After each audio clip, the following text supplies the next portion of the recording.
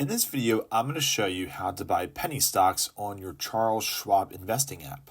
Very easy to do, very quickly. So what you want to do is go ahead and find your Charles Schwab app here and go ahead and log in.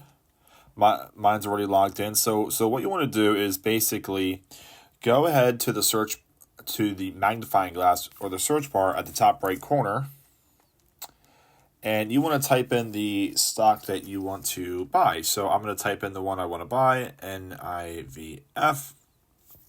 And it comes up and you just go to that page. Now, this is going to give you a bunch of information on the app, the cost, what's done in the market, depending on the time frames that you can select.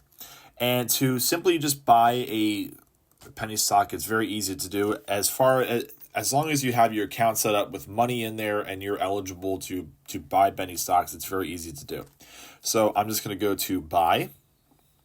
And then you're going to have a bunch of options here. What you really want to do is just focus on the quantity. So go ahead under action.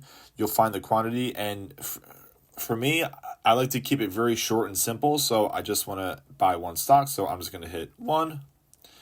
And then it'll give you the price, and I will review the order, and then it's going to give you the order, what you're buying, how much you're buying it for, and all these things, and you just go ahead and place your order.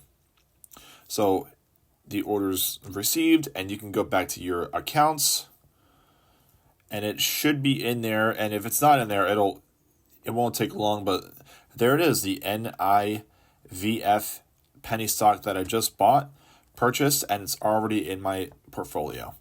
So I hope you guys found this very useful and easy to do. It's very simple to do with penny stocks or just stocks in general. It's very easy to buy and sell on your Charles Schwab app. So I hope this helps, and we'll see you in the next video.